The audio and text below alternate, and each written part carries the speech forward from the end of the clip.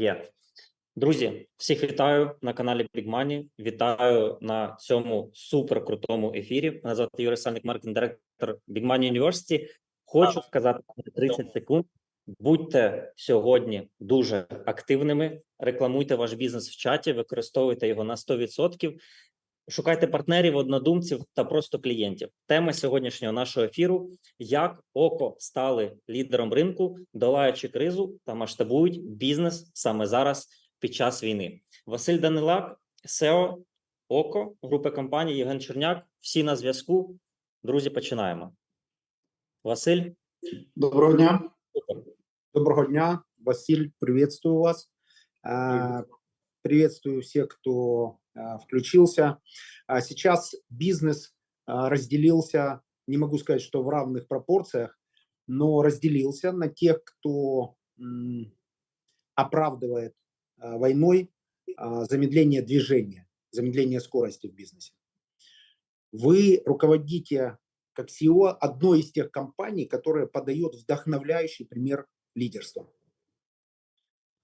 Стать за этот сложный период, войдя в него не лидером, и стать лидером рынка – это кейс, достойный изучения и понимания.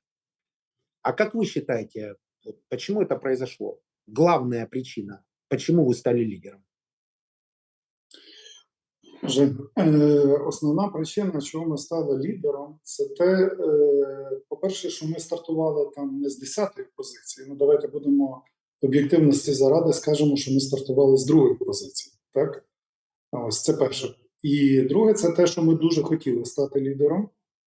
А компанія, яка на момент початку війни займала лідерські позиції, вона дуже сильно розслабилася, вона дуже сильно загубила такий, знаєте, стержень свого бізнесу.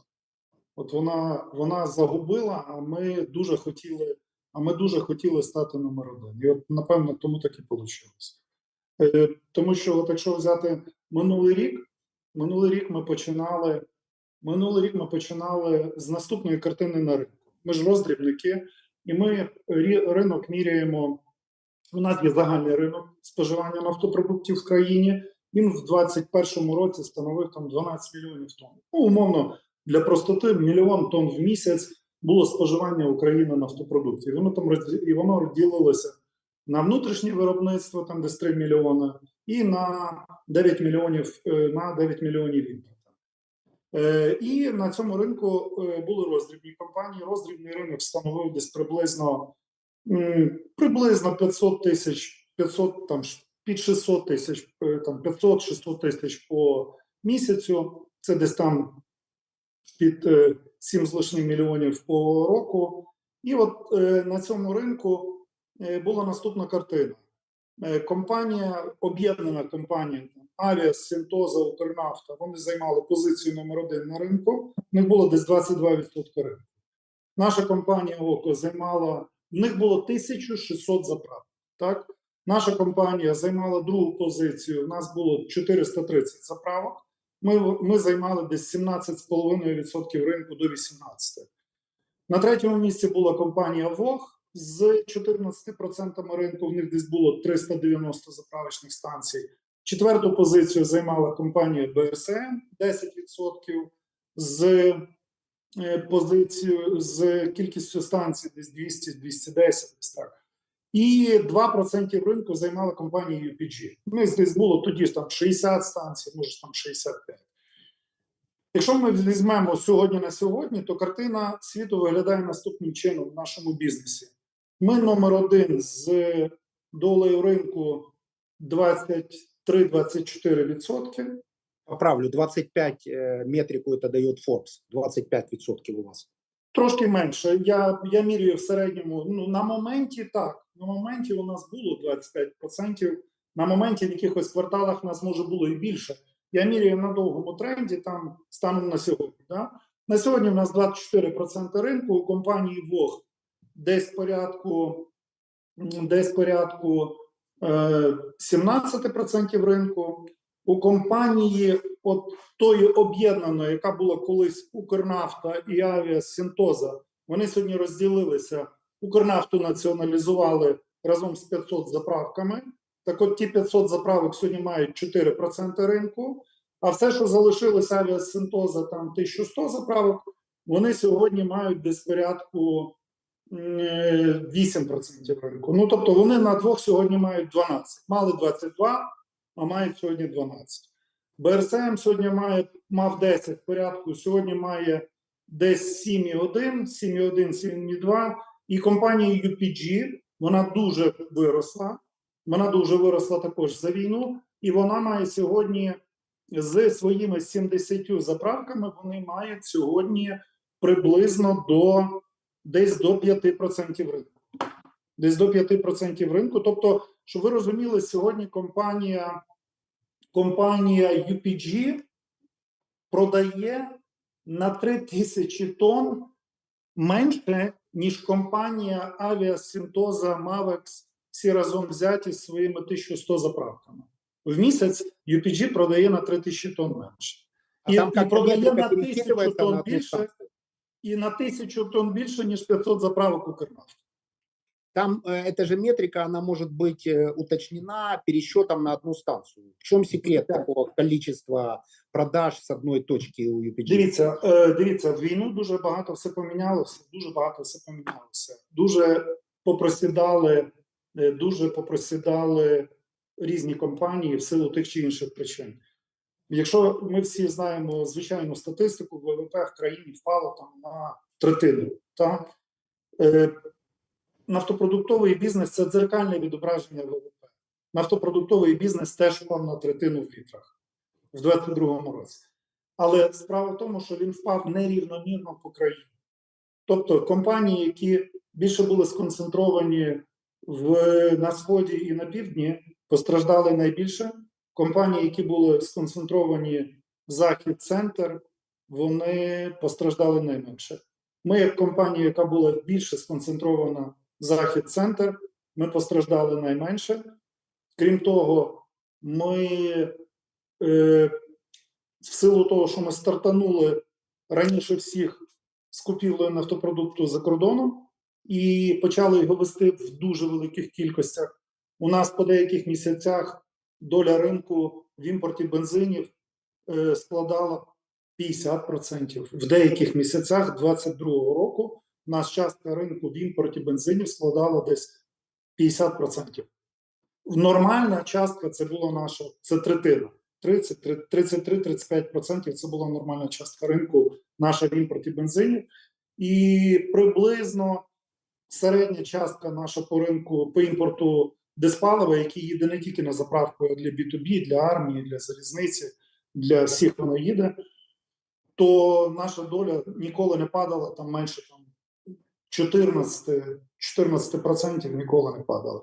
Тобто, оскільки ми стартанули швидше по імпорту і завжди мали продукт, а в кризу продукт – це була наявність продукту, це була вже конкурентна перевага, да? То, в принципі, ми не загубили при падінні загальної реалізації там, на 33% по системі, ми не загубили, в принципі, динаміки продаж з розрахунку на одну середню заправку. Вони помінялись у нас географічно. Західні заправки трошки більше почали продавати, східні попросідали, там, але загалом картина, тобто ми втримали, а навіть чуть-чуть наростили з розрахунку на заправочну станцію, ми наростили літраж. І ще одна компанія в Україні, яка наростила літраж на одну станцію, це компанія UPG. Всі решта компанії впали в реалізації з розрахунку на одну заправку, ну і відповідно почали втрачати долю ринку. Ті, хто драматично впав, такі компанії, як Укрнафта, Авіасинтоза, драматично впала компанія БРСМ, процентів на 47 по реалізації. Приблизно на половину впав Альмік, приблизно на таку ж частину десь орієнтовно впав Shell. Ну, дуже багато компаній попросідало, так? І дуже багато компаній попросідало, і наша компанія там зайняла їхню частку ринку. Тобто сам ринок звузився, а ми трошки навіть виросли в літражі. Тобто ми не тільки виросли, а й виїли там чужу долю, виходить. Очень коротко, транспарантно, одной фразой. Как это произошло? Вот одной фразой. Сейчас очень много говорят о вообще успехе каком-то, бизнес-успехе. Но вот конкретные, понятные, транспарантные знания, что прямо сейчас делать, есть у тех, кто стал лидером. Вот что вы сделали такого, пункт первый, что стали лидером и нарастили продажи с одной станции? Ну, у тебя же точно есть этот секрет.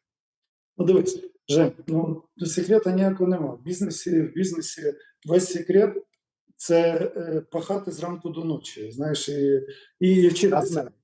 І все, і секретів більше ніяких немає, розумієш? Пахати зранку до ночі і робити просто правильні речі. Робити, скажімо так, поменше робити неправильних речей і робити більше правильних речей, і пахати зранку до ночі, і все окей, мати хорошу команду, яка розділяє такі ж самі принципи, і паше так само зранку до ночі, і приймає нормальні правильні рішення, і все, і бізнес буде, і бізнес тоді виривається вперед. За время с начала войны из команды вы не потеряли людей? Ні. И какие громкие приобретения были? Дивись, у нас достатньо стабільний колектив. У нас дуже сильний колектив, я вважаю, на ринку один з найсильніших. І я думаю, що не тільки на нашому ринку, я думаю, що він, якщо взяти інші суміжні ринки, то у нас дуже хороша команда, різнопланова, дуже всі сильні люди. У нас ніхто не покинув компанію. У нас, мало того, у нас всі працювали практично отак, як працювали в тих офісах, де вони знаходилися, там, в 21-му році. Так в них вони знаходилися в 22-му році, і в них вони знаходяться зараз. Тобто у нас не відбулося, скажімо так, міграція людей, у нас не відбулося, знаєш, бізнесу на відстані. Ми не толеруємо, скажімо так. Ми не любимо бізнес на відстані. Да?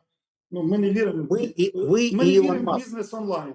Знаєш, вы и Илон Маск не любят бизнес. Бізнес по телефону, гроші по телевізору. Знаєш, це таке. Знаєш. Хорошо, сделаю шаг назад, но я все-таки попытаюсь дойти до той фразы, которую ты пока не хочешь говорить, как вы стали лидерами. У нас есть, мы ваши корпоративные клиенты, как оказалось. Мы никогда это с тобой не обсуждали, но тем не менее моя компания корпоративно заправляется у вас. И человек, который этим занимается, каким-то образом этот контракт охраняет. И когда мы говорим, точно ли тут все нормально, правильно ли тут все сделано, давайте проверим, перепроверим, все ли хорошо, не становится ли этот пост токсичным, то на протяжении уже больше, чем 2 года мы ваш корпоративный клиент. Тут в чате большое количество людей, уже 545 сообщений, я вижу счетчик, это большая очень аудитория, это все корпоративные клиенты, потенциально ваши. А какое сообщение вот ты своим корпоративным клиентам можешь сейчас сказать, чтобы они пришли к вам, как и мы? Дивись, ми сьогодні, я вважаю, що ми сьогодні найбільша мережа по покриттю з точки зору універсальної послуги для корпоративного клієнта. Тобто у нас сьогодні те, що ми можемо запропонувати корпоративному клієнту, тобто починаючи від бездокументарки в стосунках між нами як продавцем і корпоративним клієнтом як покупцем, до поставки йому системи відслідковування правильного використання палива на його автомобілях конкретними водіями, не те, що автомобілями, а конкретними водіями. Тобто ми маємо такі рішення, вони в нас зроблені на базі наших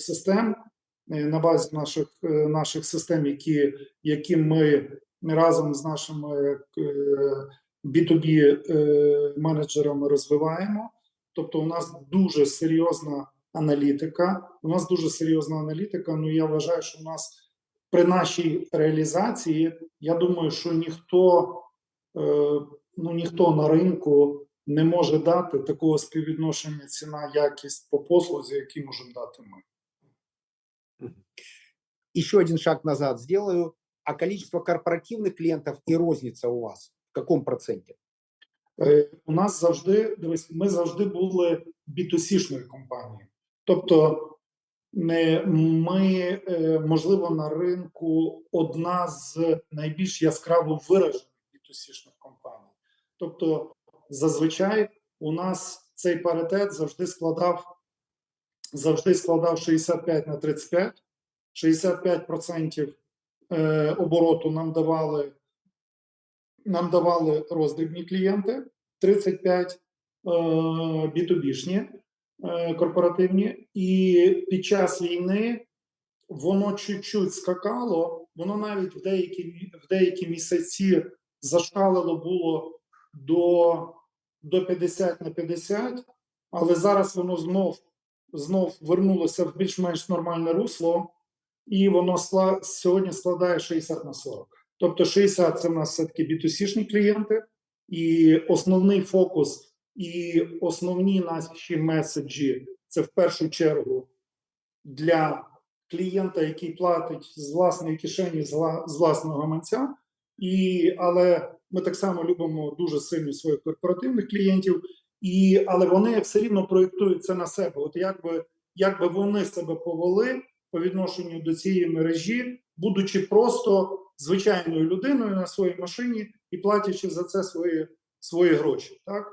Тому, таргетуючи в більшій мірі B2C-шних клієнтів, ми, звичайно, зачіпаємо B2B-шну аудиторію так само.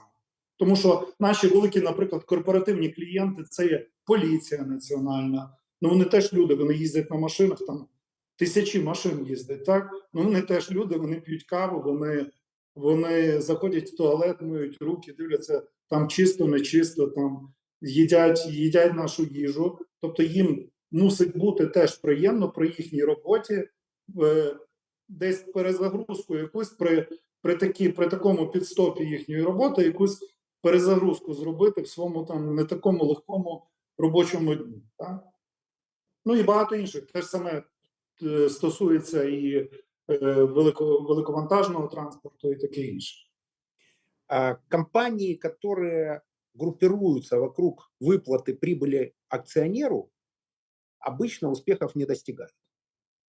Компании, команды, которые группируются вокруг какого-то сообщения, вот то, о чем только что услышал я от тебя, что корпоративному клиенту должно быть приятно, как человеку, посетить нашу заправку. Не потому, что он корпоративный клиент, а потому, что ему там нравится кофе, потому что ему там нравится там, качество бензина, потому что соотношение идеальной цены и качества. Вот какие сообщения ты отправляешь команде, какой твой управленческий сигнал внутрь, кроме выплаты прибыли акционеру? Возможно, там главный секрет лидерства? Дивись. Саме головне, ну, зрозуміло, що ідеального нічого не буває. Да? Ідеального нічого не буває. Але, ну, ти маєш ставити такі цілі, всі самодостатні люди, так? Всі самодостатні люди, і вся команда – це є дорослі з величезним досвідом люди, які мають власні амбіції, і кожен має власне велике его. Так? Так от, для того, щоб бізнес розвивався не так, як у всіх, то треба ставити задачі такі, які знайдуть відклик для задоволення его кожного. Розумієш? От коли ти ставиш задачі такі, що знаходять відклик і от прямо хочеться їх зробити. Може, це і важко зробити, знаєш, ну це прям хочеться зробити. От коли воно така задача такого плану стоїть, вона може бути складна, вона може бути довга, вона може бути вкрай, ну навіть ризикова, але вона, от якщо вона знаходить відклик у всіх, і всі прям навколо цієї задачі вже її по кусочках розтягують, і кожен вже знає, яку він частину оцього слона буде їсти, щоб воно відбулося все, тоді от воно відбудеться. От в цьому основний, от це є основним мотиватором такої самодостатньої, розумної, такої проактивної, такої прогресивної команди. Тому що, ти розумієш, ти ж людей не замотивуєш. Людей, які заробляють там достатньо, їх не мотивує, їх не сильно замотивує, якщо вони зароблять там на 30% більше. Не замотивує. Але якщо вони зароблять там на процентів 50 більше, але зреалізують таке, про що вони самі собою будуть гордитися і будуть самі собі вдячні, що вони цей крок і оцей челендж пройшли, і оцю висоту таку взяли, тоді це зовсім інша історія. Тоді вони це будуть робити, розумієш? Джек Велч сказал, что это General Electric, он сказал, что разговаривать со своими акционерами, умеет разговаривать со своими акционерами для CEO компании так же важно, как уметь разговаривать со своим клиентом. У меня есть короткий инсайт, потому что акционер вашей компании – участник Big Money. Это очень цивилизованный визионер. Человек, который, я это видел, имеет возможность говорить на равных с институциональными мировыми европейскими банками, получая у них кредитование. А банки с их комплайенсами такие, очень внимательны к каждому шороху, который доносится с рынка. И у вашего акционера это получилось сделать. То есть он всегда имел доступ к правильному кредитованию, длинным и недорогим деньгам. Это огромная работа, большая работа, репутационная работа. Она на дистанции делается, она не делается в одно касание. Это 3, 4, 5 лет переговорного процесса. Так вот, в этом сценарии твоя позиция как CEO предполагает интенсивный диалог с акционером?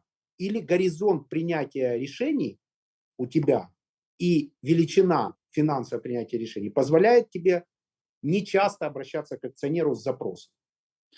Дивись, у нас корпоративне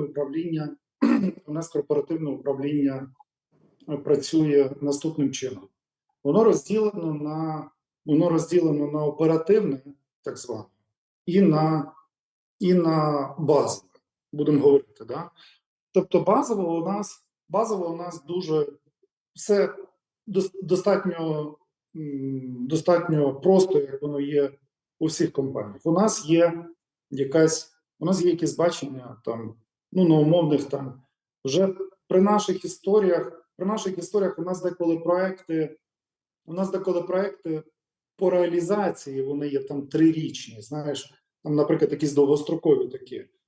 І ми зрозуміло, що ми приймаємо річні бюджети, але ми горизонт деяких проєктів закладаємо там по 3-4 роки, тому що вони просто довго відбуваються. Да? Від точки початку проєкту до точки, коли він починає генерувати EBITDA, там, допустимо, може пройти там 3-4 роки.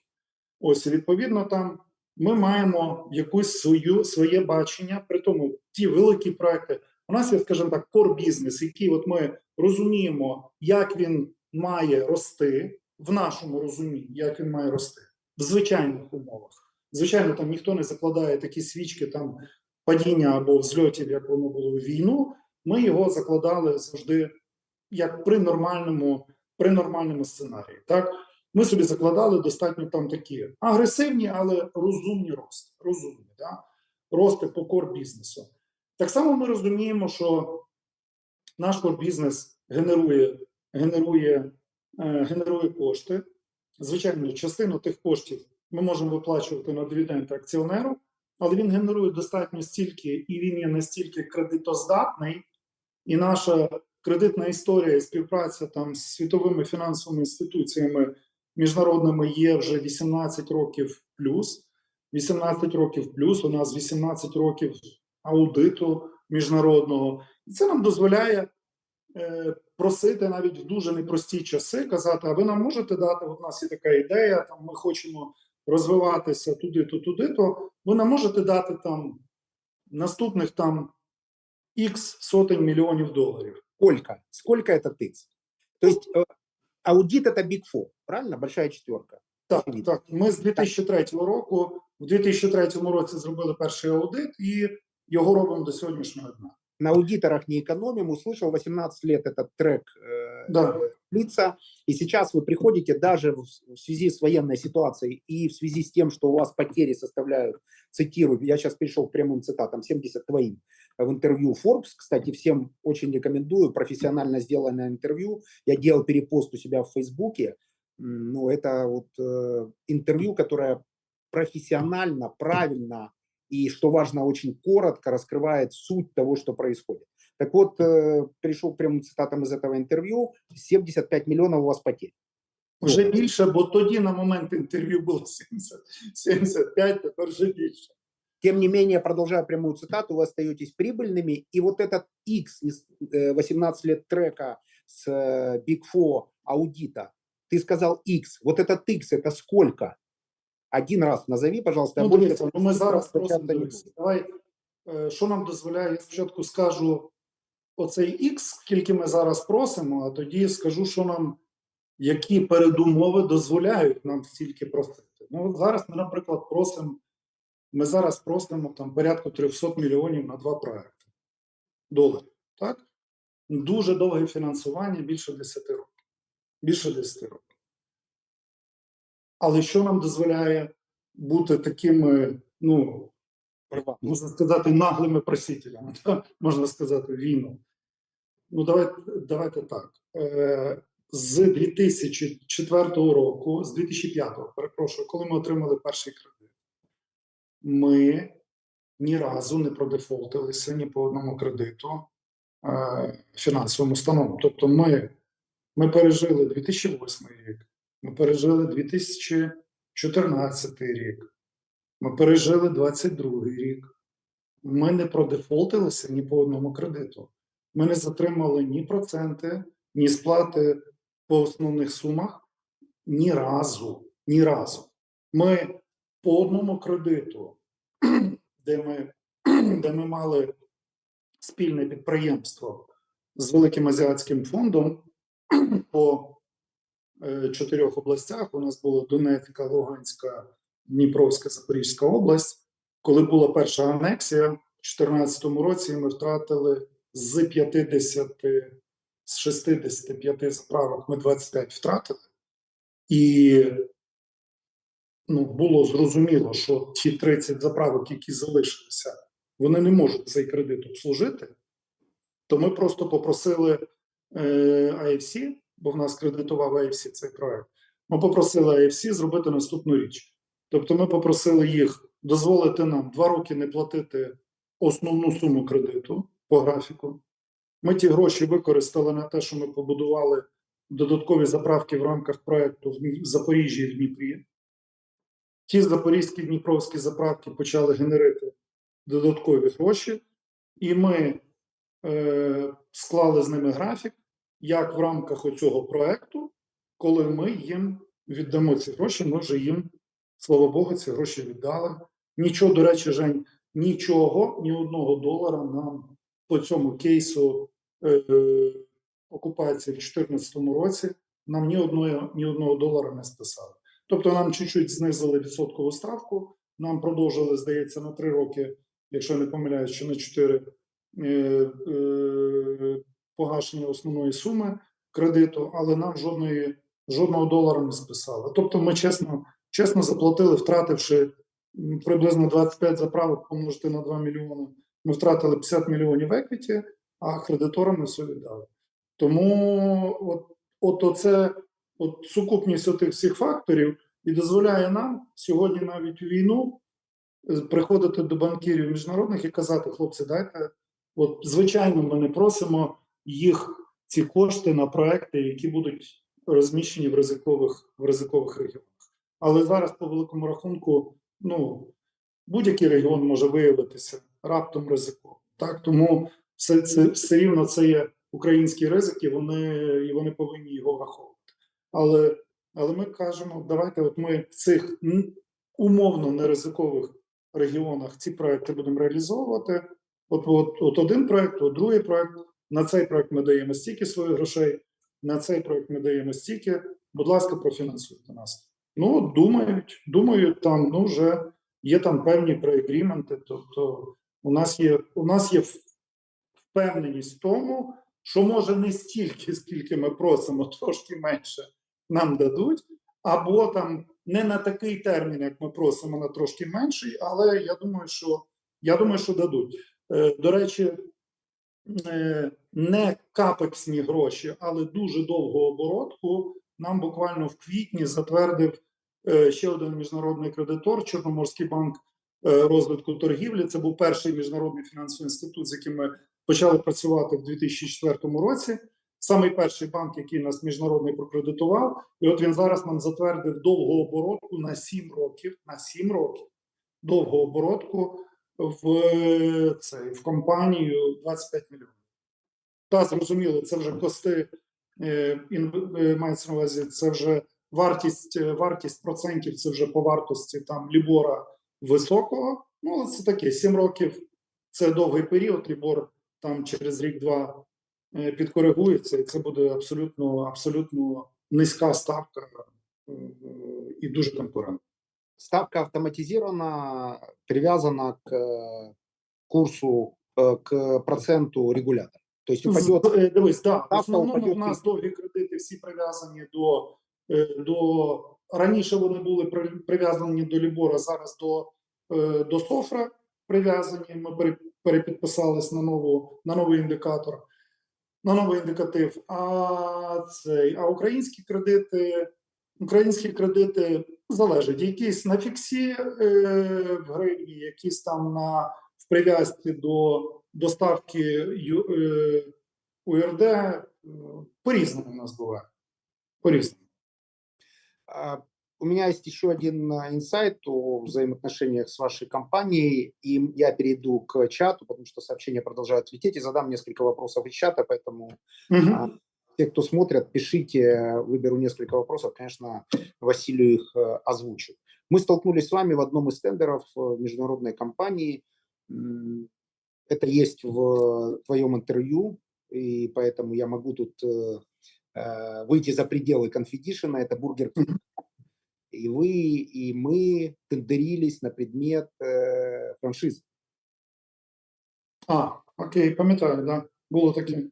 В какой-то момент у нас было касание, бизнес-касание, в котором в течение 15-минутного разговора я чітко отримав відповідь на те, що ті умови, які предлагає, значит, эта замечательная большая международная компания, не принимаются вами. И не будут приняты, потому что есть определенные корпоративные стандарты, ниже которых вы, в принципе, не готовы работать. И этого 15-минутного разговора мне хватило, чтобы понять, что это не то «нет», которое «да», и не то «да», которое «нет». То есть «нет», мы сюда не идем, точка.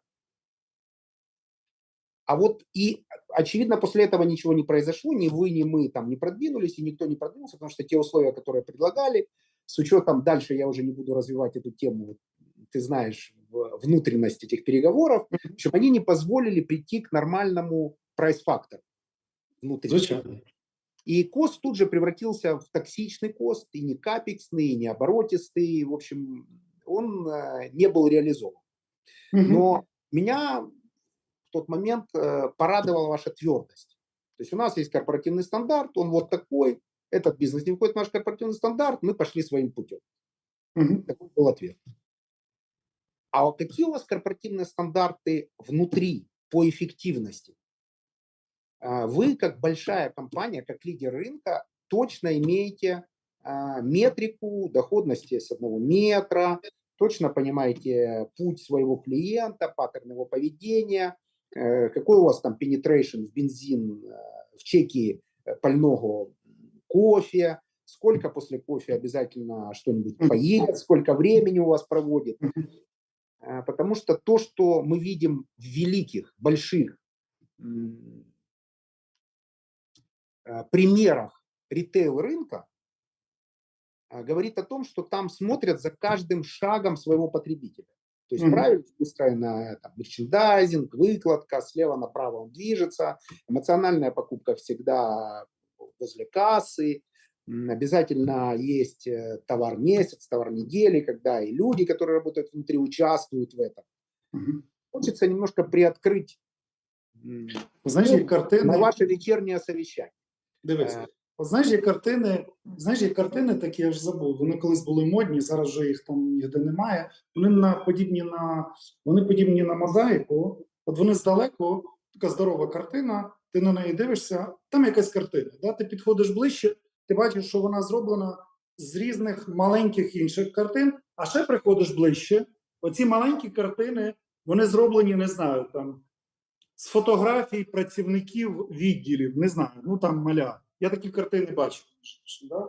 В офісі там своїх друзів, наприклад.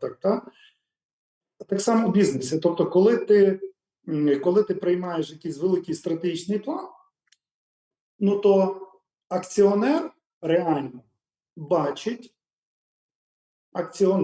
там, інсайдери компанії, які працюють з компанією, там, ти, наприклад, як наш постачальник чи як наш корпоративний клієнт, так? Банкіри. Ну, кожен бачив оцю картину велику, яку вони бачать. Чим ти нижче опускаєшся по організаційній структурі підприємства, компанії, то керівник департаменту бачить от в цій картині, він бачить свою картинку, але набагато чіткіше. Розумієш? А ще коли він спускається до начальників відділів, то вони бачать вже в тій картинці менші свої пазлики, а керівники заправок, вони мають конкретні KPI.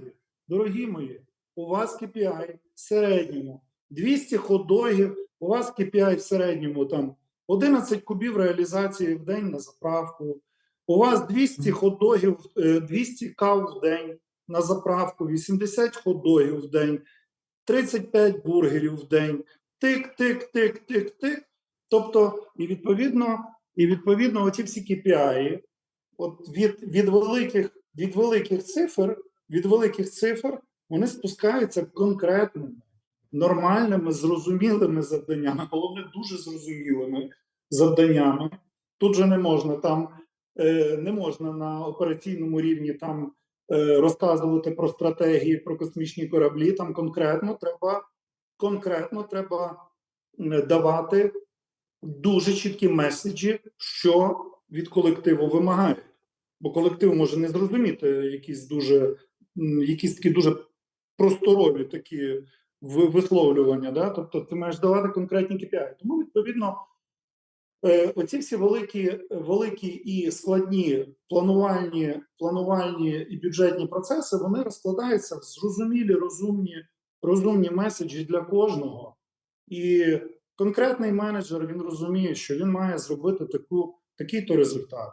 І от коли він досягне того результату, то в тій пірамідці загального результату це буде от його вклад, це буде оцих пару цеглин, це буде його вклад.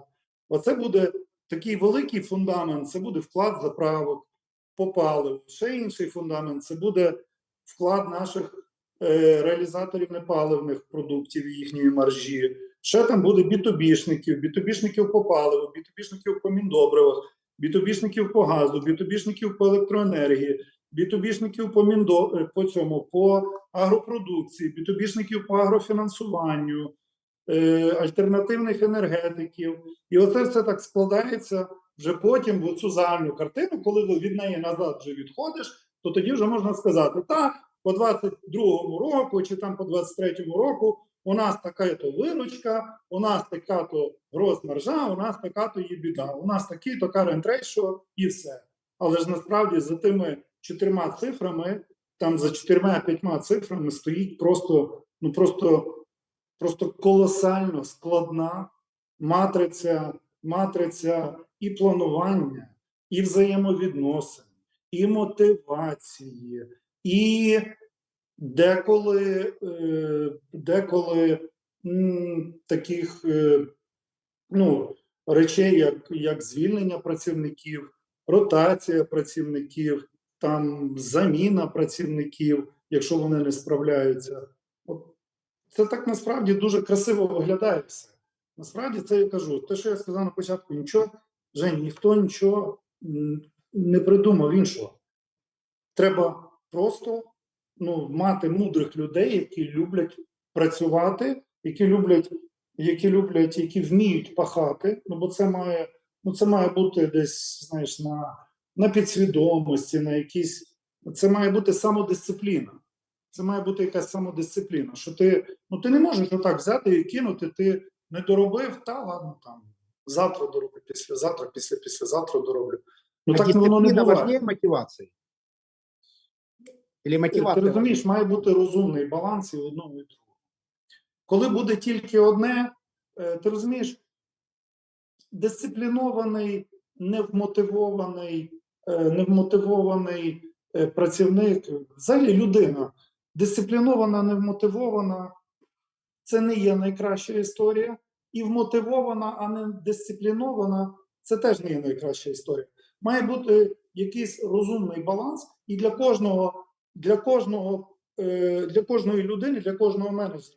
Ти ж бачиш, що його мотивує. Він більше дисциплінований, чи він йому треба, він монотонний, він буде працювати 24/7, 365 днів, чи він є проектна людина, і йому треба передих після проекту.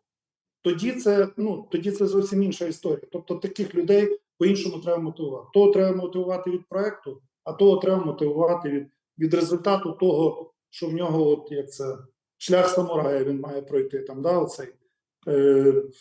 Це ж різні люди є. Немає одинакових людей. Якщо ти в команді маєш одинакових людей, їм навіть нема про що посваритися, правильно? Ответ принят и зафиксирован. Никита Шмалько в чате задает важный вопрос. А владелец сети заправляется бесплатно на них? И все ли сотрудники знают тебя в лицо? Дивись, мене точно всі працівники точно не знають в лицо. Це точно. Тому що, щоб ти розумів, в нашому бізнесі в офісі центральному, може, і знають всі, а може, і не знають всі. Але я в центральному офісі їжджу весь час. В ліфті мене всі бачать, ми всі здороваємося. На поверхах так само мене бачать. Я ходжу, я ж не сиджу там на місці, я в гості заходжу до наших колег. Ось, точно на офісі центральному знають. На заправках не завжди. Чому? Тому що, щоб ти розумів, та й ти, напевне, знаєш, в рітейловому бізнесі текучість лінійного персоналу є дуже велика.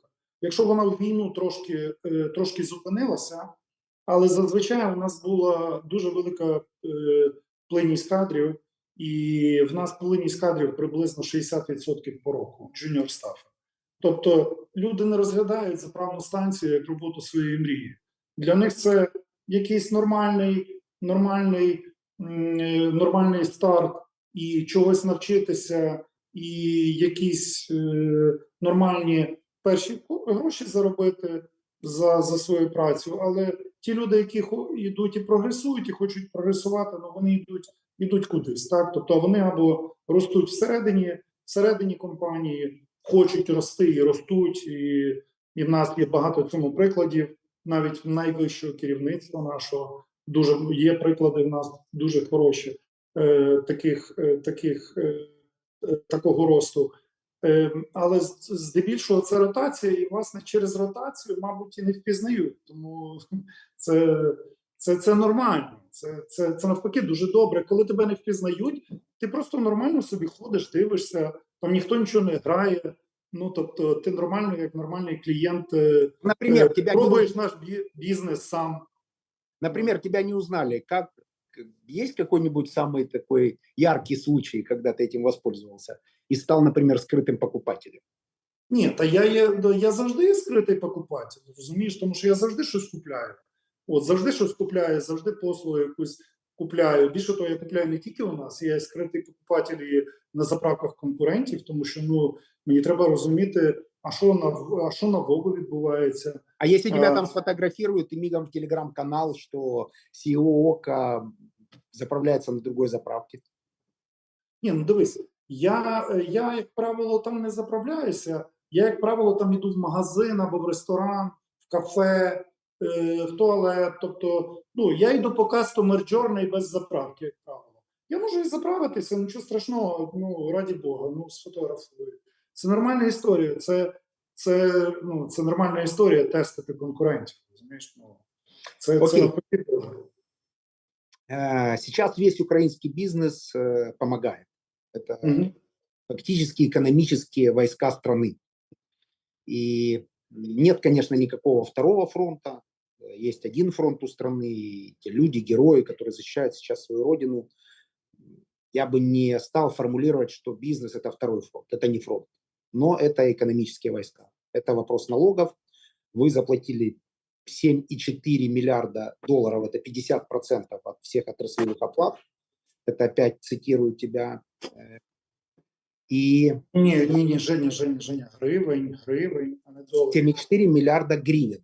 Так, ти Это сказав доларів. 50%, Так. 50% отраслевого сбора итого. А за 6 місяців цього року ми заплатили і імпортних, і внутрішніх податків 6,1 мільярда. Тільки за 6 місяців. То есть будет приблизительно, сейчас уже можно сказать, больше 10 миллиардов налогов. По року? По року. По року, я думаю, більше буде. По року, я думаю, більше, тому що підняли акцизи з 1 липня.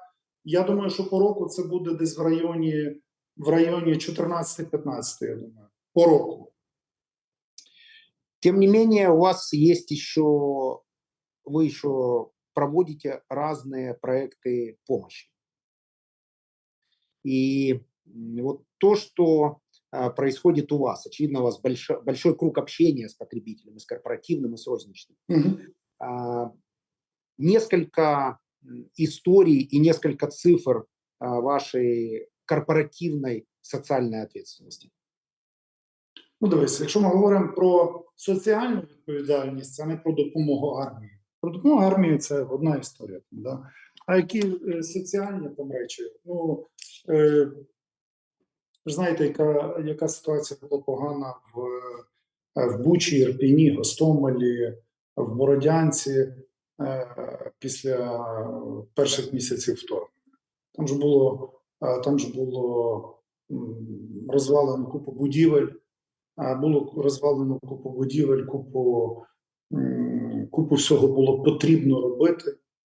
Ми зв'язалися з мерами чи тоді десь це були мери, десь це були, основно це були мери, тих міст, і ще плюс Чернігів, бо Чернігів дуже сильно постраждав. І ми домовилися з ними, що ми там на місячній основі їм будемо давати там, от визначили там певну кількість там тонн палива для їхньої комуналки, тому що їм треба було кучу завалів розчищати, їм треба було, скажімо так, в місто привести до ладу після окупації, після тих руйнувань, які вони зазнали. І ми, мені здається, навіть до сьогоднішнього дня там тим містам допомагаємо, і Ірпіню так точно допомагаємо найбільше паливом. По Гостомелю ми, наприклад, прийняли рішення і ми відновили за свої кошти минулого року для того, щоб дітки могли піти на навчання. Ми відновили ліцей і ми відновили школу, здається, там. І ще навіть там потім ще садочок відновили, якщо не помиляюсь. Якщо не помиляюсь, що навіть садочок відновили. З таких останніх речей, це є те, що ми постійно там заправляємо заправляємо автомобілі, які там волонтерські, які їдуть на схід, і з гуманітарною допомогою везуть автомобілі, везуть особливо у нас зараз є великий проект там з швидкими допомогами. Вони везуть там великі кількості. Це теж такі речі є. Останнє це була біда. Ви ж пам'ятаєте, підірвали Каховську ГЕС, і дуже багато було затоплених районів. І ми прямо коли це було на другий день ми зв'язалися з ДСНС. Ми зрозуміли, що їх там призначили. Їх призначили відповідальними за ліквідацію наслідків, і вони повинні були перемістити людей в безпечні райони. Все. Ми розуміли, що бюджету на це в них там немає. Ну, це екстра такого бюджету у них точно не було, тому виділили на 10 мільйонів палива, їм виділили для того, щоб вони могли там людей попереміщати і там якоюсь технікою, якісь роботи зробити для того, щоб було менше екологічних наслідків негативних від цього. Ну, десь такі речі. Те, що ми Совместный проект у вас з фондом «Повернись живим». Так, великий проект у нас з фондом «Повернись живим». Дуже дякуємо, що наші клієнти дуже активно долучилися. Ми дуже раді, що ми з фондом «Повернись живим» працюємо. Вони дуже професійні хлопці, вони дуже патріотичні, дуже професійні, дуже сфокусовані. Вони самі військові, бувші, вони дуже зсередини добре знають проблематику. Їм от прям ніхто не розкаже, що от це от треба так, що ой-ой-ой. Вони розуміють, що треба, а що працює, а що не працює. І от вони, умовно кажучи, от б'ють туди, що працює. От вони працюють над тим, що буде потім працювати і приносити ефект. Вони розуміють, що фонд «Повернись живим» він не є фонд Конгресу США, правильно? Він не є безмежно, він не є нелімітований в грошах. Тобто є певна обмежений бюджет, яким вони можуть оперувати, і вони достатньо, я вважаю, ефективно, і вони це показали, що вони достатньо ефективно цим бюджетом управляють. Вони молодці. Ми дуже раді, що вони вибрали нас як партнера, і що ми вибрали їх як партнера. Разговор бизнесмена всегда имеет смысл, когда кто-то для кого-то ментор, когда ты обучаешься чему-то, когда меняются парадигмы, когда ты делаешь какие-то выводы. В этом смысле из украинских предпринимателей, за кем ты внимательно следишь? Кто тебя мотивирует, кто тебе дает новые знания, чьи интервью ты читаешь, у кого ты учишься? Ну, я дивлюся дуже дивлюсь багато підкастів іноземних підприємців. Да? Ну, у них такий великий світогляд, вони все-таки інноватори у великій мірі, як би ми себе не називали, от там ми, українці, інноватори. Так, але ми маленькі інноватори. Да? Ми маленькі інноватори на маленьких ринках. Вони глобальні інноватори. І вони їхні компанії міняють цілі покоління і світогляди цілих поколінь. Да? І структуру витрат щоденних цілих поколінь не міняють, да? Часом. Тому от їх цікаво дивитися. З наших бізнесменів мені дуже імпонує. Мені, наприклад, дуже імпонує компанія, як розвивається компанія в традиційному секторі, це епіцентр, в традиційному рітейлі це епіцентр. Мені дуже подобається, як розвивається компанія АТБ. Мені дуже подобається, як інновативно розвивається компанія Сільпо. Дуже важко там зустріти, я знайомий з Володимиром, але його зараз дуже тяжко зустріти, так, щоб з ним поговорити, да? і поспілкуватися. Але це компанія, яка заслуговує тобто це компанія, якою можна якою можна захоплюватися. Да? Тобто, Владимир цікаво- Костельман, ты имеешь в виду? Так, Сільпо. Сільпо. Ну, хлопці, ви зайдіть в магазини Сільпо і зайдіть, будь ласка, в магазини в якій-небудь Польщі, чи в якійсь Австрії, чи в Німеччині, чи навіть у Франції. Ну, ви не побачите таких магазинів інновативних, красивих і таких хендмейдних.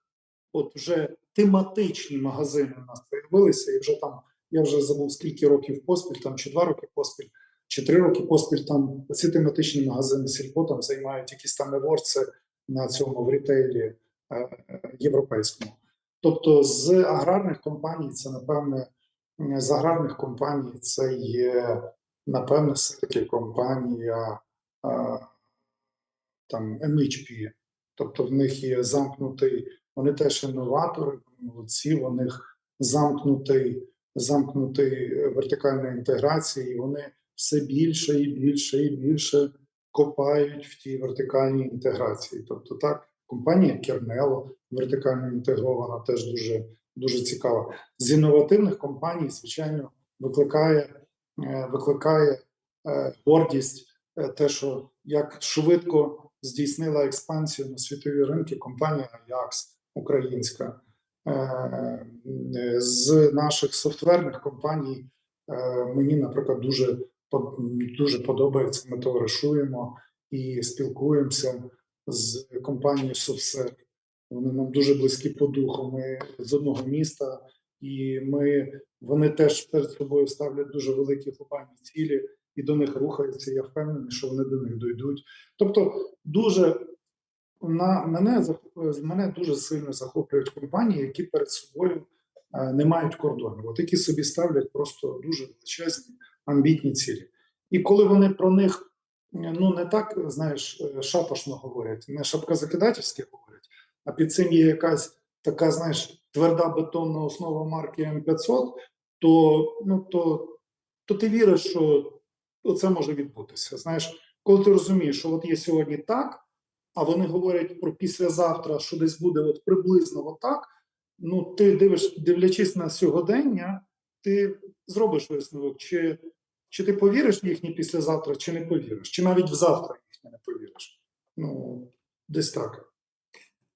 На рынке есть еще феномен компании «Аврора», которая в классическом ритейле фактически 1100 магазинов. Дуже цікава компанія, надзвичайно цікава компанія. Просто Лев унікально Жиденко просто цікава. совершил революцию. Так это Да. во время войны 1100 магазинов. Так. Це є унікальний кейс, дуже цікавий кейс. Теж я, до речі, чесно говорячи, я не дуже знав про цю компанію. Десь буквально півроку тому, мабуть, дізнався про цю компанію.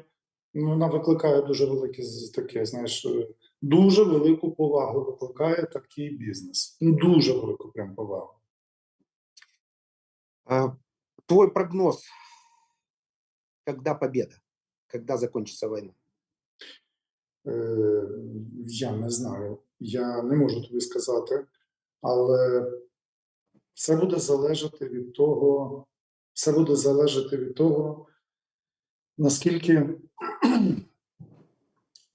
наскільки ми будемо забезпечені, наші війська будуть забезпечені сучасною зброєю і в достатній кількості боєприпасами до неї.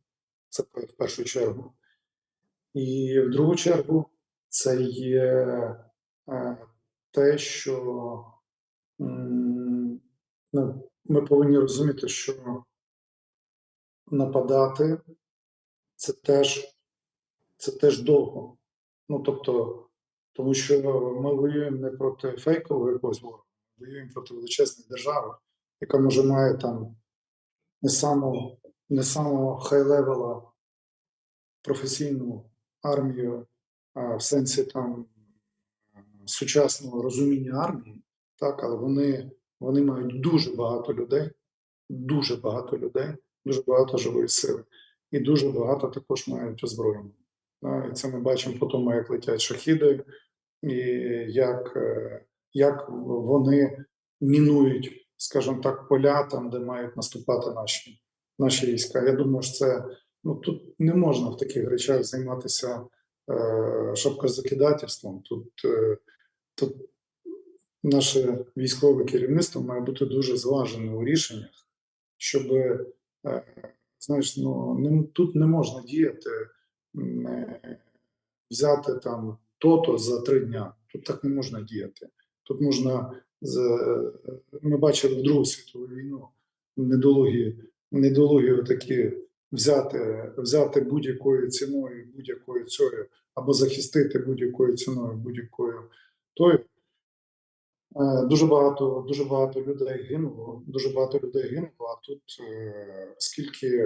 оскільки наших військових є менше у кількісному співвідношенні, то нам, нашим військовим начальникам, потрібно берегти військовий особовий склад і дуже розумно воювати. Тут, як в бізнесі, тут треба дуже розумно воювати. Для того, якщо ми хочемо перемогти, то в нас має бути, перше, інноваційна зброя, по-друге, нам треба дуже розумно воювати. Вопрос із чата, коли на око будуть швидкі електронні зарядки? Володимир Пісков задає таке питання. Ти маєш на увазі електричні зарядки? Електричні. Дивись, ми сьогодні встановлюємо навіть в 22-му році і в 23-му році плани собі поставили. Ми будемо встановлювати практично на кожній заправці трасовій, ми будемо встановлювати суперчарджери. Такі, причому ми по кілька колонок їх будемо встановлювати, на тих колонках по кілька пістолетів, ми подоводили електроенергію, тобто це буде в нас скоро така must-have послуга, знаєш, як наявність кавового апарату там, або туалету. Тобто, і я впевнений, що ця послуга на трасових заправках, вона буде у всіх великих гравців ринку, вона буде. Бо без цього ми нікуди не дінемося. Хочемо цього, не хочемо, ринок рухається, звичайно, не семимильними кроками, бо в мене вже є кейси, коли мої товариші покупляли собі електрички, вже знову перепросилися і пересіли на дизельні машини. Тобто, у тебе є дополнительна мотивація. Звичайно, так. Це приємно, що вони пересіли на дизельні машини. Чому? Вони бачать сьогодні ще недостатню інфраструктуру в забезпеченні в такому легкому використанні і простому використанні цього електромобіля. Вони цього поки що не бачать. І за кордоном, зрештою, теж не бачать. Тому і пересіли назад на дизеля. Але ми розуміємо, що в індустрії електричних машин приватного використання, машин приватного використання, ми зараз не говоримо за карго, ми не говоримо за B2B, ми говоримо за звичайні автомобілі. І вже інвестовано різними компаніями, різними концернами, просто інвестовано сотні мільярдів доларів. І ми хочемо цього, не хочемо, крок за кроком, через регуляторку, через просто, а регуляторка породжує екстра реплейсмент, пришвидшений реплейсмент, так? Воно буде виглядати так, що Євросоюз точно найшвидше цю заміну проведе, і ми будемо бачити електрифікацію в Євросоюзі швидше. У нас вона буде з якимось лагом, так як ми стали вже кандидатами в члени Євросоюзу, то все рівно воно до нас дійде. Воно до нас дійде з якимось запізненням, так, але воно до нас все рівно дійде. Тому наявність на трасових заправках зарядок, воно буде таким же необхідним атрибутом, як сьогодні пістолети для бензинів або для зрідженого газу. Це буде must-have. У містах це навряд, тому що в місті нерозумно машину заправляти на заправці, заряджати на заправці, так? Тому що це не то місце, де ти проводиш багато часу. І це не то місце, це не є розумний підстоп для заправки енергією електричної машини. Чому заправка сьогодні є так званий вимушений підстоп? Ти ж не можеш собі заправку зробити з різних міркувань. З міркувань безпеки, пожежки, там інших речей, там незручностей, запаху навіть. Біля дому ти собі не можеш зробити, не можеш. На стоянці підземній не можеш зробити, не можеш через нормативи. Тому є заправки.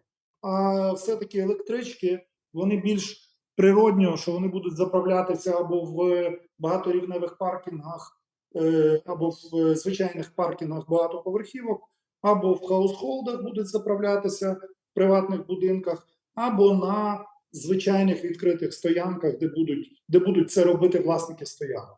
Я не думаю, що заправка в місті буде мати атрибут електрозарядки по причині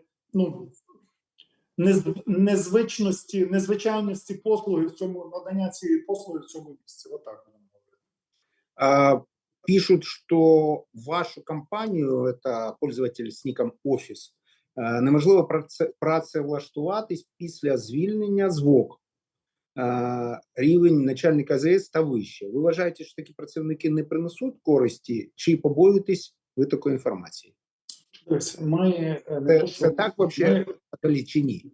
Ні, дивись, в нас немає ніяких табу, що ми там нікого не беремо, чи ми там з Вога не беремо, чи ми там звідти не беремо, чи звідти не беремо. Такого немає в жодному разі. Тобто у нас є вимоги до кандидатів.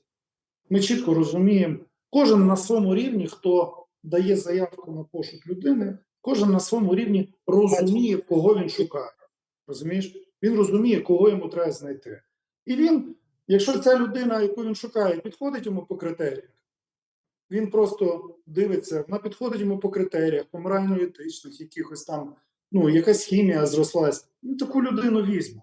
Якщо він йому по критеріях не підходить, скажімо так, знань бракує, досвіду бракує, ще чогось бракує, або якісь, допустимо, негативна інформація з точки зору, я безвідносно до цього кейсу, там людина прийшла, а її звільнили там навіть не з конкурента, а з іншого бізнесу, там її звільнили, там, наприклад, за зловживання.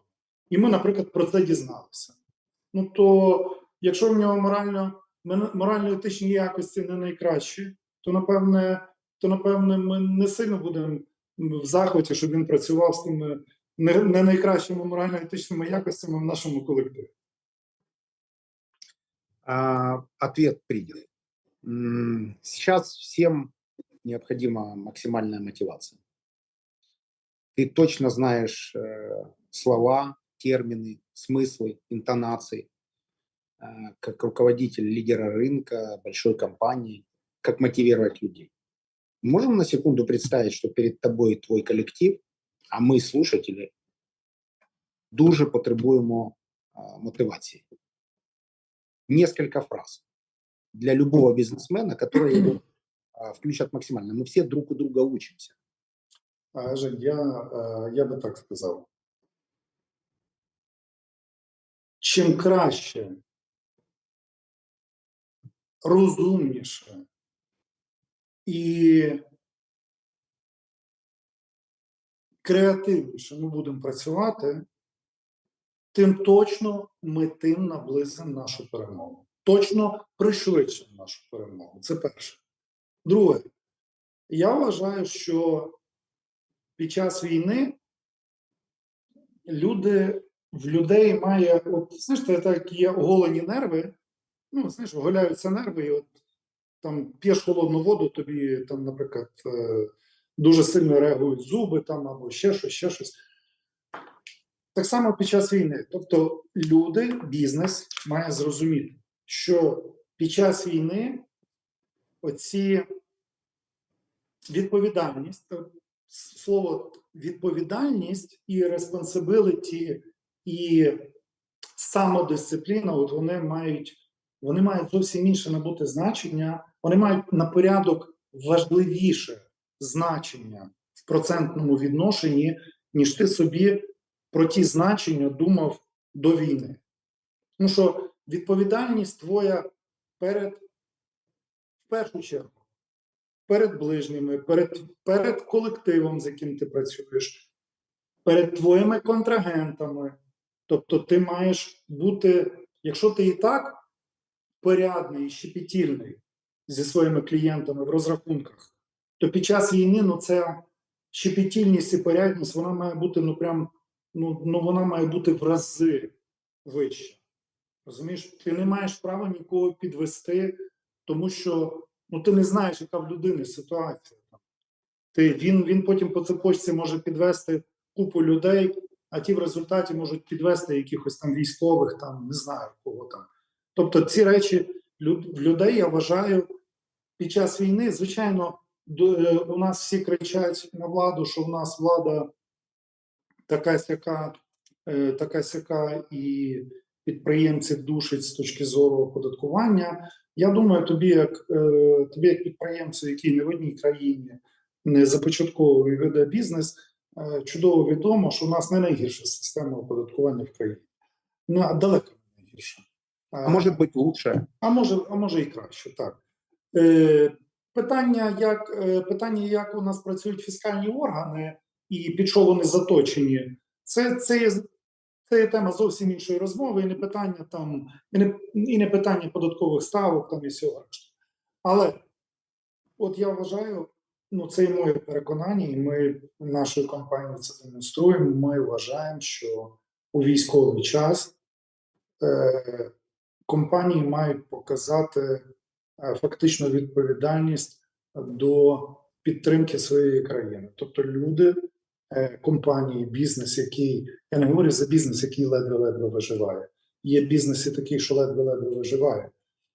Звичайно, вони дуже багато не стягують і не можуть платити. Але бізнес, в якого виходить через креативну, натхненну, важку і цікаву роботу, виходить заробляти, я вважаю, цей бізнес має дуже мати серйозну таку 100% відповідальність сьогодні перед державою, і він має підтримувати державу. Чому? Тому що у нас сьогодні дуже проста ситуація. У нас бюджет, на початку, коли його приймали 23-го року, як він виглядав?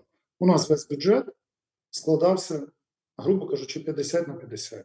50% це є бюджет на війну, і 50% весь інший бюджет.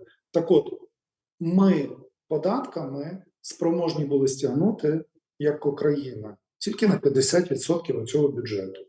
Його трошки, військовий бюджет збільшили, бо ми тільки маємо, бо наші донори, наші, скажімо так, помічники з інших країн, які допомагають нашій країні, там це і США, і Євросоюз, там інші країни, які по суті донорством займаються і підтримкою нашого бюджету, вони підтримують оцю так звану сталу частину соціальну.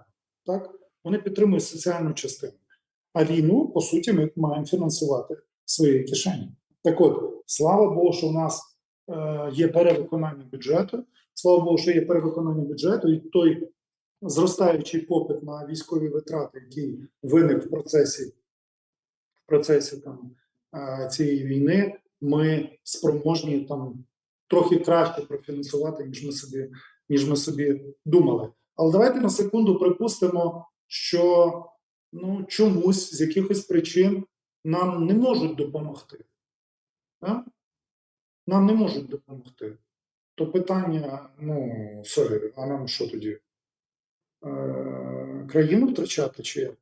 Ні, нам треба, ми хочемо так. Ми хочемо бути і дороги мати, як в Європі, і ми хочемо мати трамваї такі красиві, як як в Берліні. Знаєш, там. Ми хочемо мати там все як в Дубаї, тільки хочемо нічого не віддавати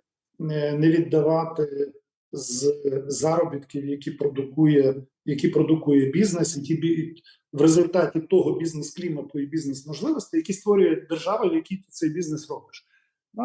Тому я вважаю, що під час війни це має прям дуже каталізувати ці процеси. Я думаю, що в нас і так дуже сильно відповідальність по сплаті податків, я вважаю, в країні протягом війни зросла. У нас, якщо сплюсувати там прямі, непрямі податки, це я маю на увазі прямі податки плюс волонтерку, яку там тягнуть на собі певні компанії, те, що би мала робити держава, то відповідальність українців є достатньо хорошою, достатньо мотивованою. Але я думаю, що, по-перше, треба Для того, щоб країна більше заробляла, ми маємо створювати більше можливостей і більше відкривати двері для нових можливостей і нових бізнесів, щоб люди не боялися сюди заходити робити бізнес. Чим більше люди будуть не боятися заходити робити бізнес, ми, наприклад, конкуренції не боїмося. Ми вважаємо, що наш успіх полягає в силі наших конкурентів. Наш успіх в великій мірі продиктований розумністю, силою, такою теж правильною роботою наших конкурентів. Ми їх дуже поважаємо. Ми ніколи до конкурентів не відносимося зневажливо. Ми їх дуже любимо, поважаємо, тому що вони працюють з нами на одному ринку, і вони нас мотивують працювати краще. Ніхто нас так не мотивує працювати краще, як наші конкуренти, які поставили першу найкавовішу каву, інші конкуренти, які там збудували найбільшу заправку. От це має бути. І відкриті двері щодо ведення бізнесу в країні, вони мають бути прям настіж відкриті, розумієш? Вони мають бути прям настіж відкриті. І те, що мені дуже прикро, наприклад, що дуже довго там приймають якісь зміни до закону. Вже закон про інвестняні прийняли там десь минулого року, він не робочий. Прийняли, почали по ньому працювати, виявилося, що він не робочий. Почали готувати зміни. Ці зміни, дай Боже, там, щоб проголосувались там десь до кінця 3-го кварталу, там, а може і пізніше. Це ж не серйозно. Тобто, якщо ми говоримо, що ми країна, яка веде війну, яка сьогодні в вкрай складній ситуації, нам сюди треба, в нас і так війна йде, куди тут який ти бізнес запросиш. Але той, хто хоче прийти, розуміє, що сьогодні тут є можливості, або зразу ось після війни вони появляться для нього, і чим швидше він сюди зайде, адаптується, тим йому буде легше, і він швидше стартане і більше заробить. Створіть для тих людей можливості. Тобто, якщо є відчайдушні такі інвестори і відчайдушні компанії, які сюди готові зайти навіть в такий складний час, непростий, поставити великі гроші, зробити тут якесь виробництво, зайняти там 100, 200, 1000, 3000, 5000 людей, то, будь ласка, зробіть це. Це нічого складного немає. Це потрібно забрати якихось пару, знаєш, як ти завжди знаєш, ти в нашому законодавстві теж чітко розумієшся. Треба забрати пару речей, які погано читаються, які потім можуть бути предметом незрозумілих і неприємних розмов там через кілька років з тими, хто інвестував гроші. А цього б не хотілося, це ніхто не хоче. Я тут исхожу из того, что есть внешние и внутренние инвесторы. Внешний приходит к тому инвестору, в тот рынок, где внутренний инвестор подтверждает высокую капитализацию инвестиций. Потому что мы же все внутренние инвесторы, и мы везде по рынку в мире даем обратную связь, как нам работается. И главное, конкурентоспособность экономики не тогда, когда внешний инвестор получает это из каких-то репортов таких очень консервативных инвестбанкиров, потому что тяжело, конечно, будет выиграть нам соревнования за деньги сейчас мировые, тяжело. Но вот когда добавится внутренний инвестор, который скажет, да, есть риск, да, есть военный риск, но норма прибыли высокая, деньги защищены, потому что рынки, в которых краткосрочные инвестиции, там рулит доходность, а рынки, в которых можно сделать долгосрочные инвестиции, рулит капитализация. Так вот, внутренний инвестор – это как раз про капитализацию, он поверил уже в эту экономику, и, соответственно, он будет лучшим промоутером этой экономики на любом внешнем рынке. Тут от того, как сработает внутренний инвестор как промоутер, как амбассадор этой экономики, зависит денежный поток в инвестициях. Жень, воно не завжди так. Є міф про те, що в нас АРРи вищі, ніж за кордоном. В якихось індустріях так, в якихось індустріях ні. В мене багато товаришів мають великі бізнеси за кордоном, і, повір мені, там АРРи і прибутковості абсолютно не менші, ніж у нас. На більш традиційних, здавалося би, сонних ринках. І там час від часу є циклічності, і там час від часу є рости, падіння, люди ловлять на падінні розвиток, починають розвиватися, на ростах, на вже там шалених ростах виходять, заробляють гроші, знову тобі чекають циклу або йдуть в іншу країну. Тобто це є міф, що в нас страшно якісь вищі там заробітки. Це є неправда. У нас, попри всю дурість нашої регуляторки, вона в нас все-таки не є така сувора, як, наприклад, регуляторка в Євросоюзі. Наприклад, в Євросоюзі надзвичайно важко збудувати новий вітропарк. Надзвичайно важко. Ти там на ОВД можеш потратити на дослідження навколишнього середовища, звіт, ти можеш потратити там, не знаю, 3 роки і можеш безрезультатно всі свої інвестиції стисати, тому що тобі дадуть негативний результат. І ти там нічого не зробиш. І поки в нас є достатньо ще така незатягнута регуляторка, от тим наші ринки можуть вигравати. І, звичайно, поки що ми ще виграємо відносно дешевої робочої сили, відносно дешевої И квалифицированной. кваліфікованою оплатою праці людей. І в нас ще поки що до 22-го року, ну і зараз в нас відносно дешева електрика. Яка вона буде після перезавантаження, після того, коли нам треба буде перевкластися і зробити умовний перезапуск капексів в енергетиці, ми не розуміємо, яка буде там кост по енергетиці в нас в країні. Звичайно, з нашим набором атомки теплової, гідро, сонячної і вітрової, ми, напевне, будемо виглядати добре і достатньо конкурентно. Оце будуть наші конкурентні переваги. Ну і ніхто не відміняв того, що, дивись, якщо ти слідкував буквально кілька місяців тому, коли пішли перші врожаї, то ти не міг не зауважити того, що Євросоюз заборонив експорт нашої сиропродукції в свої країни. И даже на время транзита. Тільки дозволив На время транзита. Так, і навіть тимчасово був заборонений транзит. Про що це говорить?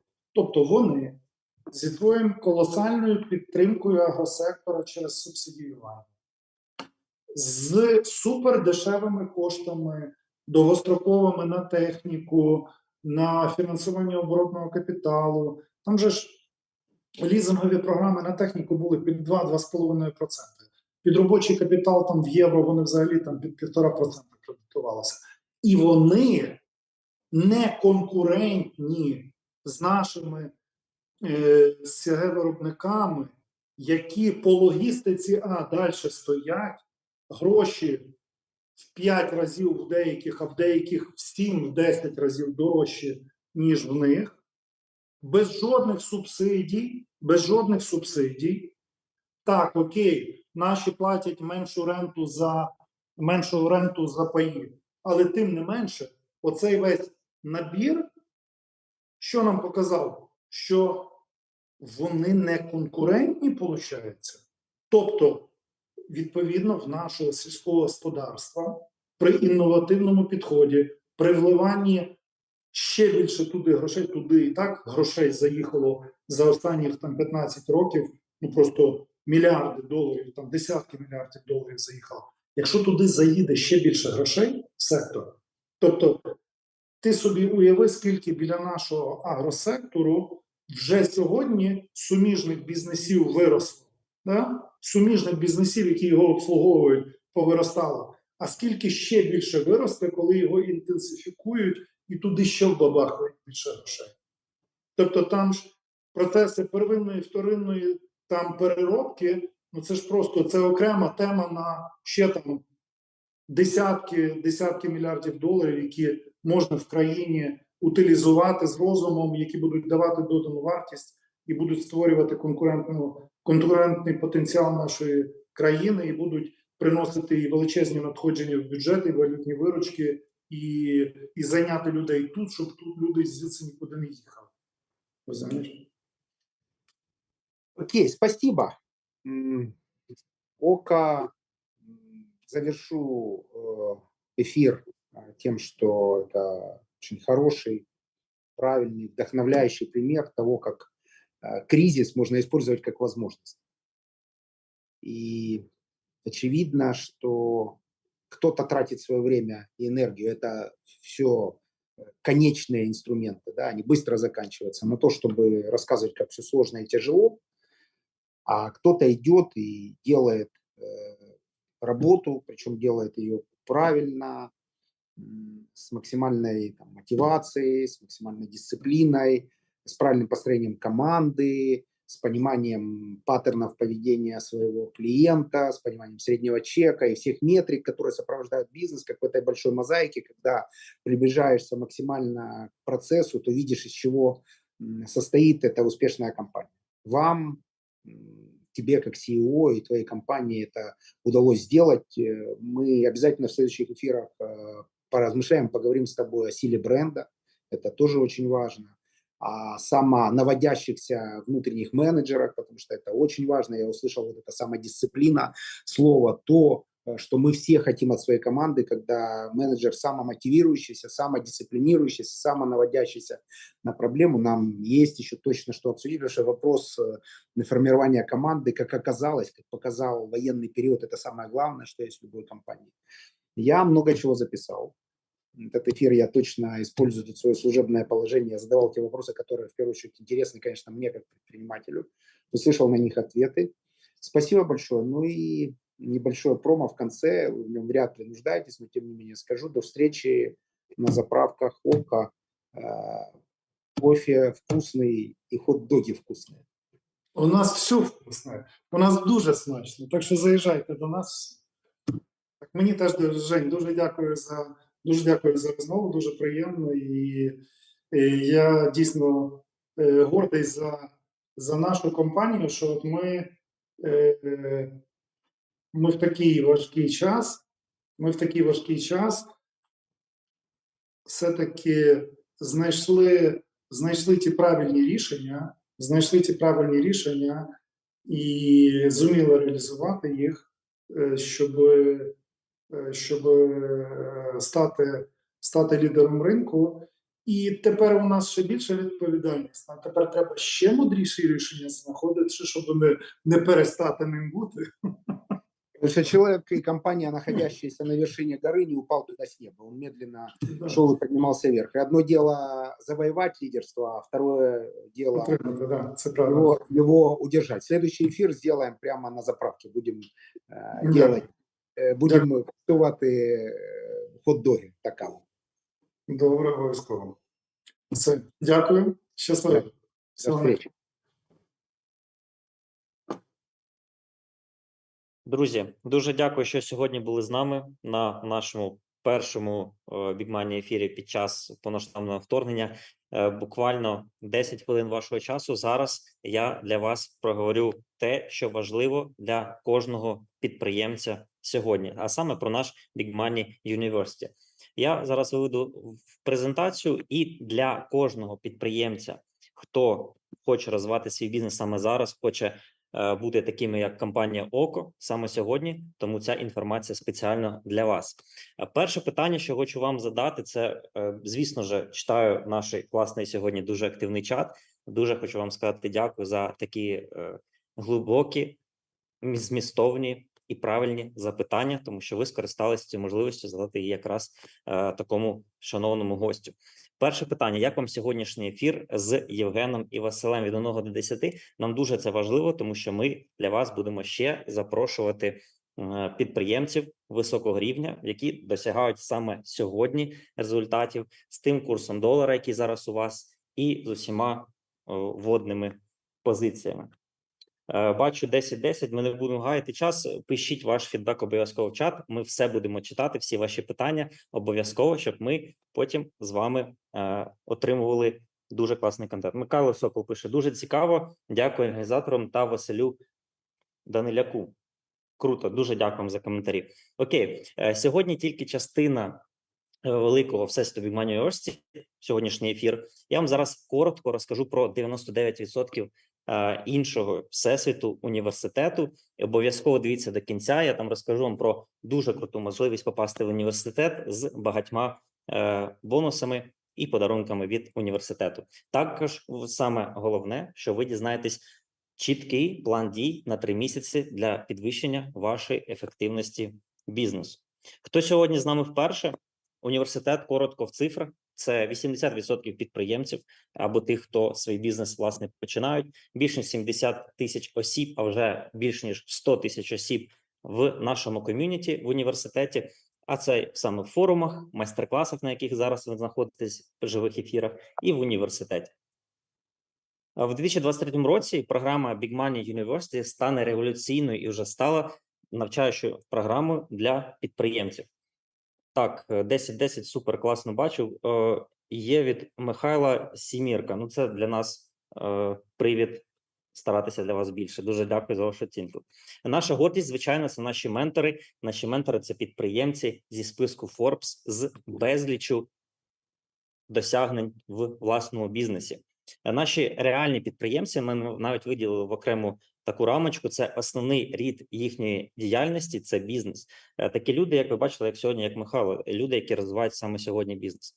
Ключові експертності наших спікерів в університеті – це вихід на міжнародні ринки, ухвалення правильних рішень в умовах невизначеності та кризи, підбір команди, емоційне вигорання, жорсткі переговори управління командою, організація відділу продажів, як побудувати бренд компанії та вибудувати взаємини з клієнтами та, звичайно ж, стратегічне планування. Наші ментори, ви бачите їх на екрані, це Євген Черняк, це Олександр Конодопський, компанія Ajax, яка сьогодні була згадана, Вікторія Тігіпко, просто найкраща в венчурних інвестиціях, це Артем Бородатюк, засновник компанії NetPeak Group, Дмитрій Деркач, засновник компанії «Планета кіно», найкращого кінотеатра в Європі. Це не збільшення, так воно і є. Наші спікери кожні записані команди професійного продакшену, щоб картинка була якісна, і університет складається з 3 головних компонентів. Це контент, це навчання і, звісно, це ком'юніті. Компонент номер 1 – це контент. Ви отримуєте бізнес-знання, яких немає в відкритому доступі, тобто як сьогодні. І досвід підприємців на мільйони доларів точно так, як і сьогодні. Також ви отримуєте доступ до таких менторів, тобто можете з ними спілкуватися і слухати їхній контент. У нас більш ніж 30 годин контентних відео, понад 60 років, 25 підприємців, менторів, понад 10 домашніх завдань, щоб ви все виконували і встигали впроваджувати це все в власний бізнес.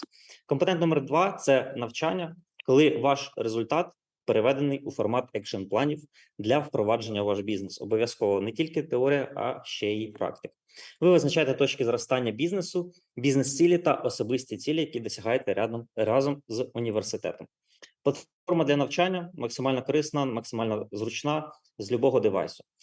Ком'юніті – найважливіший наш пункт, тому що ви навчаєтесь в ком'юніті підприємців, яке складається з ваших менторів, які входять в списки Forbes, а також студентів, ваших колег, які вже є підприємцями, які вже багато чого пережили, багато проєктів створили і навчаються разом з вами. Тобто ви можете підкратно підвищити ваш соціальний капітал корисними знайомствами, навчитися вибудовувати довірчі відносини з підприємцями, що дасть змогу реалізувати вам успішні партнерства з ними. І, звісно, що знайшли друзів і з ком'юніті, в якому будете постійно розвиватися. Ви задасте питання в чаті, ось декілька скріншотів, як це все проходить. Одне питання кидаєте в чат, в якому знаходяться ваші колеги-студенти. Точно хтось цю ситуацію в своєму житті або бізнесі вже переживав, тому що це все ж таки підприємці. Ваше питання вирішується на протязі 1, максимум 5 хвилин. Це сила ком'юніті Big Money. В університеті навчилося понад 2,5 тисяч підприємців, і ця схема, яку я розповів вам, це ідеальне співвідношення для навчання підприємців: контент, навчання і ком'юніті.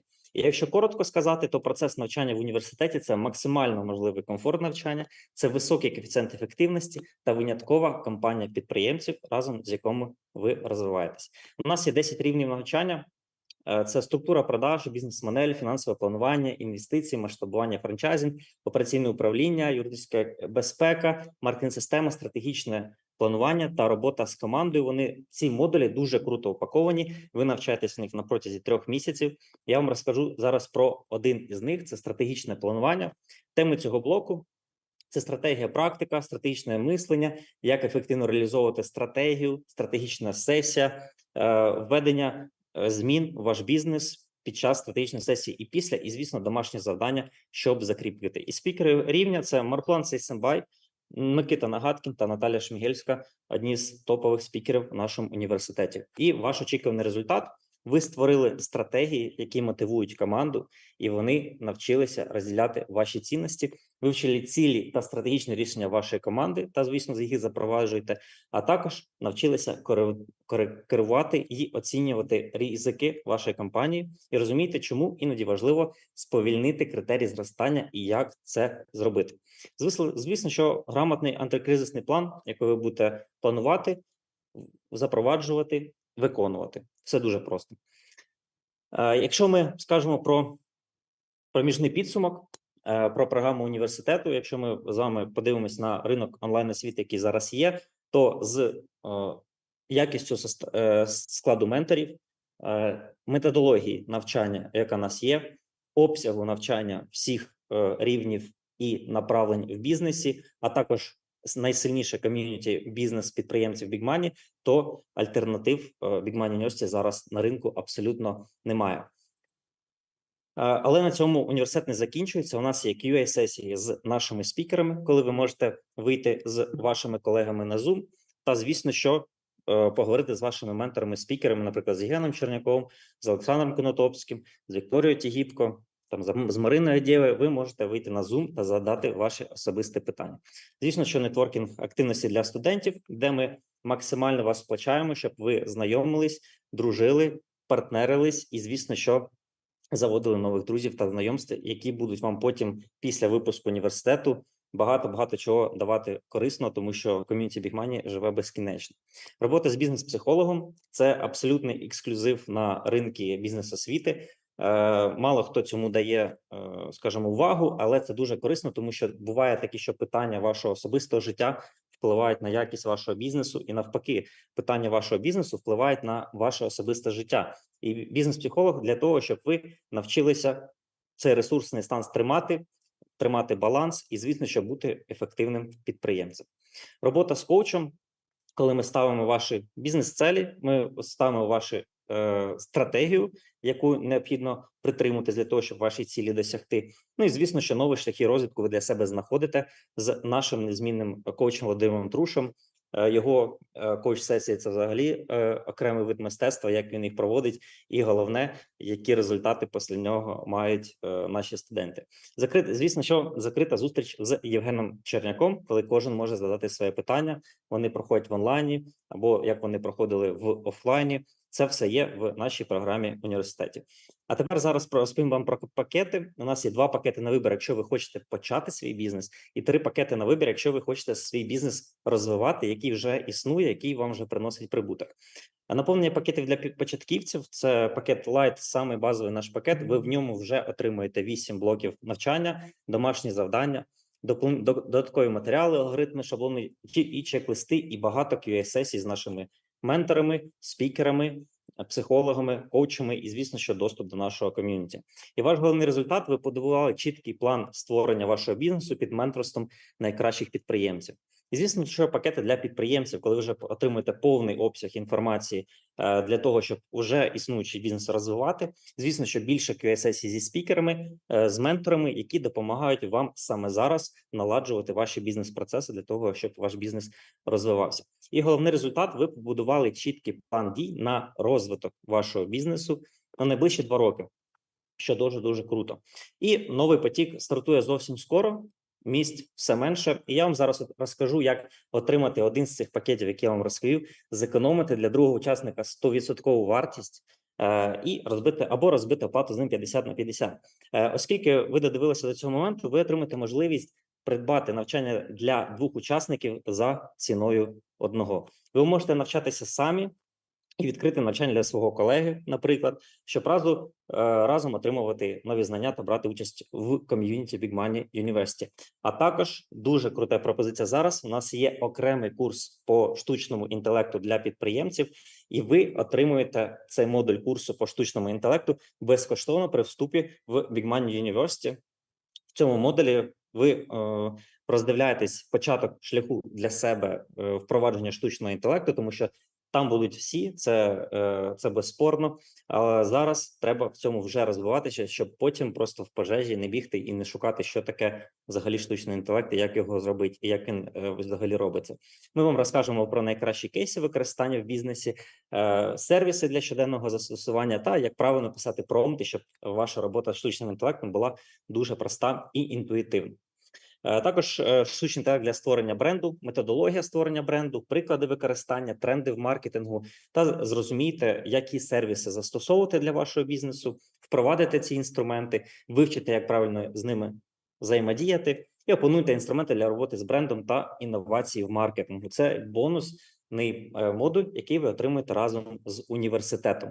Окрема вартість цього бонусу $125, але ви її забираєте абсолютно безкоштовно.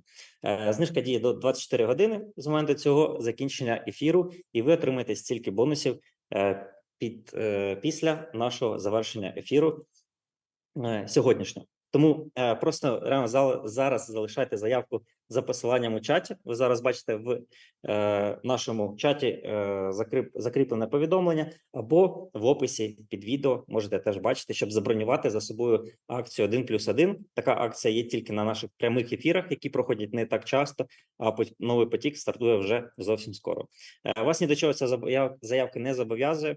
Ви можете залишити, забронювати за собою акції, знижки, умови і думати потім вступати чи не вступати, і також поговорити з нашим бізнес-менеджером, який вам допоможе вибрати пакет або, в принципі, вам допоможе знайти ваш шлях бізнес-розвитку на майбутнє. У нас всього 10 таких пакетів, тому спішіть. У нас зараз більше ніж 200 людей дивиться, це дуже круто. Дякую вам за сьогоднішню активність. І також, звісно, що ви отримуєте запис сьогоднішнього ефіру. Коли залишаєте заявку, ми обов'язково її вишлемо на пошту. Тому залишайте заявку, ми вас чекаємо в університеті, ви отримуєте дуже класну акцію, дуже класний модуль по штучному інтелекту, який у нас вже перший поток стартував, і наші студенти вже впроваджують штучний інтелект в свій бізнес. І я вам дуже раджу не пасти задніх, тому що ми обов'язково до цього повернемося через рік, через 2. Ми з вами вже зустрінемось, і штучний інтелект буде вже набагато глибше інтегрований в бізнеси. І давайте так, щоб цей бізнес був саме ваш. Ну що ж, друзі, дякую вам за сьогоднішній ефір, що ви були сьогодні з нами. Всі посилання ви бачите в себе під відео. Також ми в Big Money скоро будемо в форумі в Празі 22 числа. Ви можете це подивитися в описі під відео. Також найближчий форум в Україні, перший форум Big Money в Україні в Ужгороді, пройде 12-13 серпня вже цього року. Тому ви також в описі можете знайти посилання і залишити заявку на ці живі форуми, які скоро прийдуть. Дуже вам дякую, що сьогодні були. Чекайте на наступні анонси. Ми для вас будемо робити дуже круті форуми, як сьогодні. Всім щасливо і гарного вечора.